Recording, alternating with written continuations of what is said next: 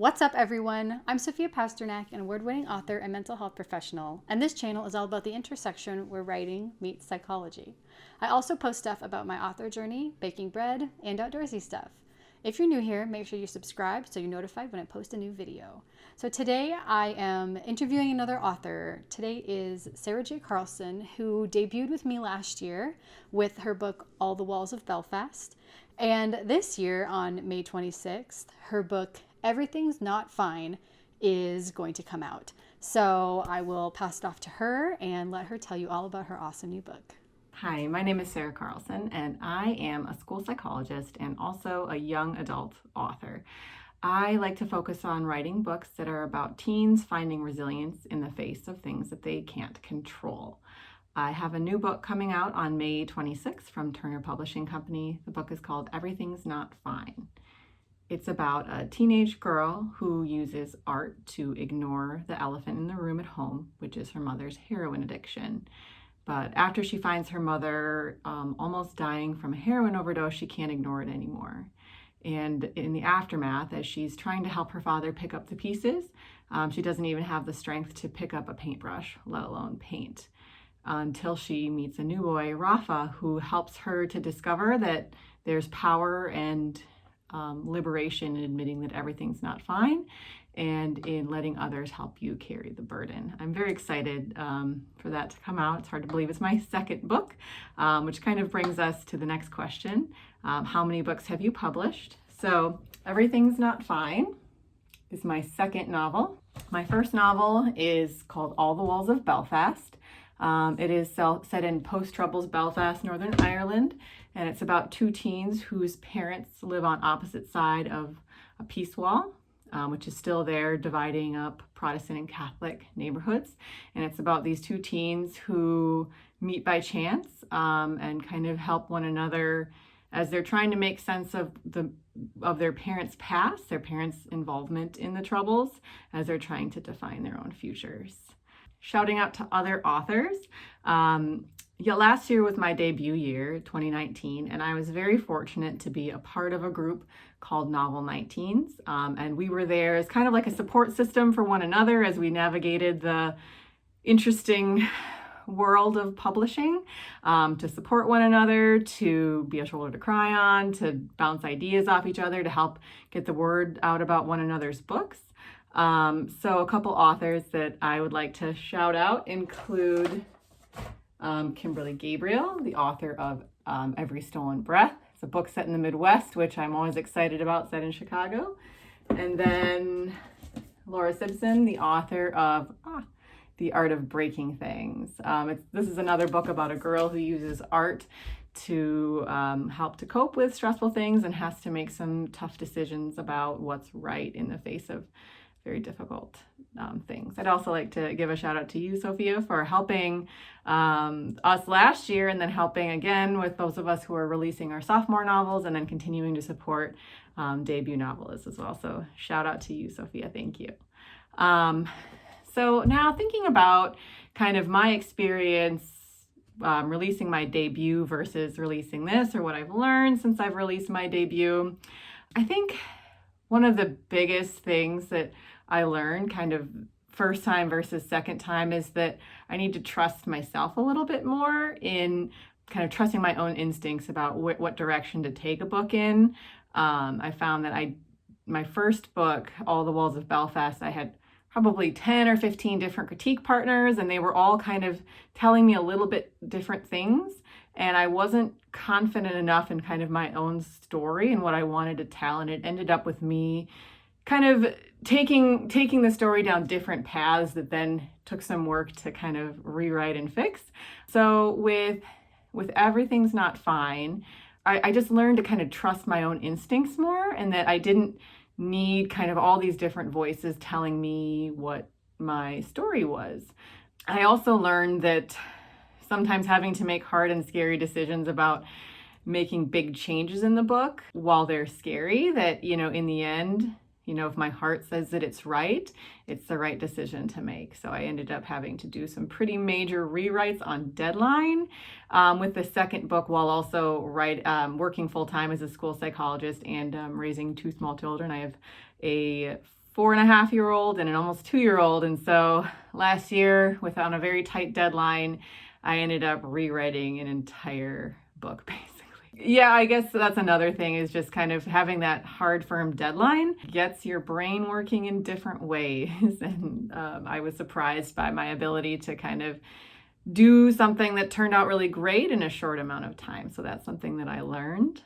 So another question that you had asked that I thought was kind of interesting was about kind of what are some common themes that I tend to write about that kind of connects the books that I write. And I think the big one, the biggest one, is really focusing on exploring, some tough issues that kids and teens deal with. As a school psychologist, every day I am working with kids who are dealing with very difficult things. And most of the time, the things that are causing them the most stress or are kind of tearing apart their lives are things beyond their control.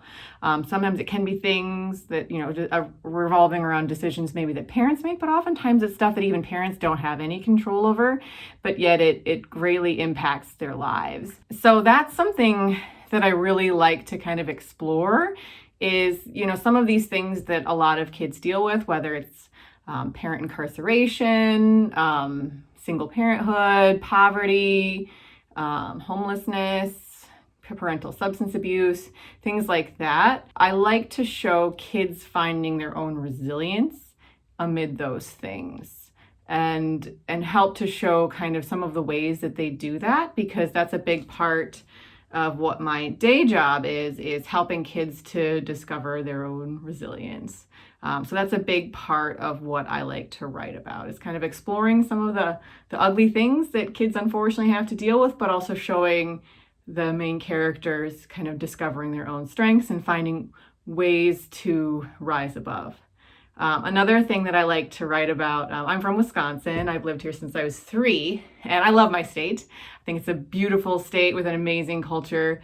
And, Wisconsin, but the Midwest more broadly, I feel like we don't see a lot of representation in fiction, particularly in young adult fiction. When I was growing up, I don't know that I ever read a book that was written that took place in Wisconsin. And so I like to try to show what's great about Wisconsin and a little bit of the culture and kind of what the world of Wisconsin is really like. Now you might be like, well, you just said that you wrote a book that was set in Belfast, Northern Ireland. That is not Wisconsin. That's true.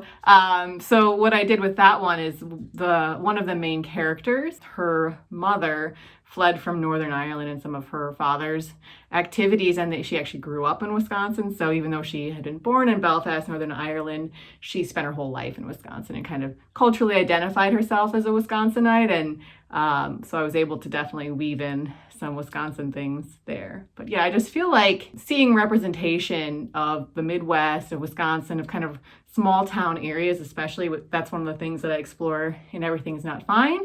It's just an important kind of thing to add to kind of the world of young adult literature. So now on to my advice. One thing that's actually stood with me ever since I was in high school is some advice from my junior English teacher, Miss O'Neill. And she always said, find scholars, specific is terrific. And so how I use that in my writing is to just add as many tiny little specific details as I can, whether it's about like what clothes the kid's wearing, what's in the room, different smells, activating different senses, just really trying to add tiny specific details that particular character and their kind of personality, who they are, that they would notice and they would cling to, and that's what I highlight as they're kind of looking around their world. So I think and the other thing is just, it sounds kind of lame, but just never give up.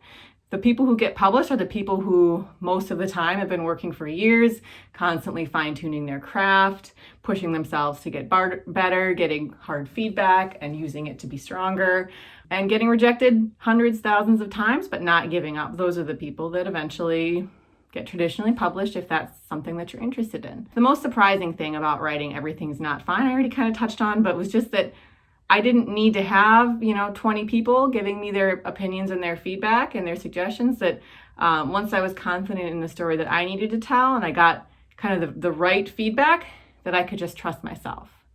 So my writer friends, that's kind of the next question that you have. First and foremost is my sister. We've been writing partners since we were I don't even know, since we were very young. And then a group of expat writers that I met when I was living in Singapore who I still connect with. And now for the character inspiration for Everything's Not Fine, please bear with me as I'm getting my other technology up.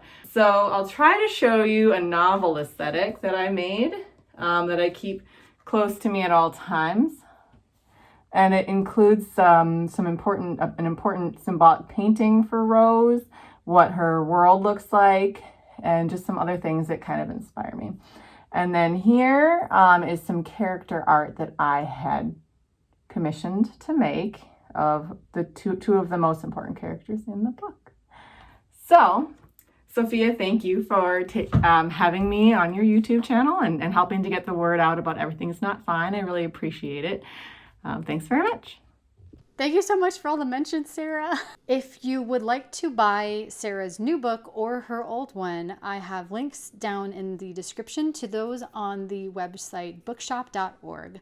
Now, Bookshop, I'm going to be kind of pushing that just over Amazon, just because, especially right now during COVID, what Bookshop does is actually buys your book from an independent bookstore, and then it kind of distributes out the money that it makes off of that book when you buy it to a bunch of other independent bookstores. So you're kind of helping out independent bookstores over Amazon, who is going to be fine through this pandemic, but your local independent bookstore is probably kind of suffering. So go buy a book from bookshop.org. It will get to you in about the same time as an Amazon book would. Or if you just call up your local indie bookseller, they can get books in a couple of days, which is like prime speed, and get them to you. Support your local bookstores.